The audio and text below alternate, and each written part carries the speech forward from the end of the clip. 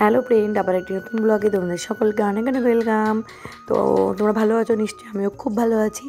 আগের ব্লগটা ছিল বেলুর মঠের, আর এটা হচ্ছে যে বাড়িতে ছিলাম, মানে আমাদের ভাগ্নির বাড়িতে। তো তাদের বাড়িতে আমরা 25 ডিসেম্বর মানে বড়দিনটা সেলিব্রেশন করেছিলাম ছোট্ট করে। তো ভাগ্নি আর কি সারপ্রাইজ দিয়েছিল আমাদের, তো আমাকে একটা গিফটও দিয়েছিল সেদিন। খুব এনজয় করেছিলাম, মানে আমরা তো জানিই না, ভুলেই গেছিলাম ঘোড়ার তালে। আর ভাগ্নি এদিকে বাড়িতে, ও আমাদের সাথে যায়নি সেদিন, তোমরা হয়তো ফটোতে দেখেছো ভিডিওতে। তো ও বাড়িতে ছিল আর বসে বসে এগুলো প্ল্যান করেছে। তো যাই হোক, আর সেদিনই রাত্রেবেলা আমাদের ট্রেন ছিল, যেহেতু খুব তাড়াতাড়ি করছিলাম আমরা। আর দেখো কেকটা কাটা হয়েছে, ছোটো একটা কেক। আর এই যে এ হচ্ছে মানে ভাগনা হয় একদিকে, আর একদিকে হচ্ছে ওর বন্ধু। তো যাই হোক, খুব এনজয় হয়েছে। আর ভাগ্নি আমাকে সুন্দর সিক্রেট সান্টা একটা গিফট দিয়েছে, খুব সুন্দর গিফটটাও। ওকে অনেক অনেক ধন্যবাদ, এত সুন্দর একটা গিফট দেওয়ার জন্য, আমি তো আশাই করিনি।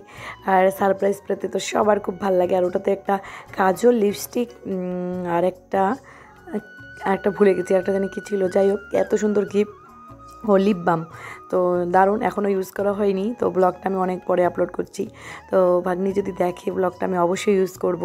আর সেম কাজল আমার কাছে আছে, তার জন্য এখনও ইউজ করিনি। আর ওটা পেয়ে আমি খুব খুব খুশি হয়েছি, আমরা এত যত্ন করে রেখেছি, মানে কি বলবো আর। তো যাই হোক, খুব এনজয় করেছি সেদিনটা, আমরা খুবই এনজয় করেছি। তোমরা দেখতে থাকো।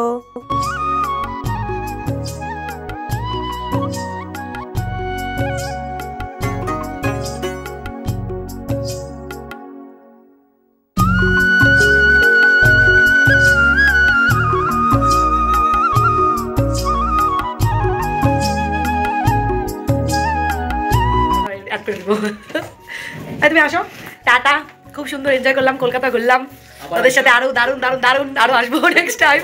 খাওয়া দাওয়া খুব ভালো হয়েছে, পুরো ব্লগটা দেখতে হবে, তাহলে সবটা জানতে পারবে। তো টাটা, দেখা হবে খোলটা গিয়ে।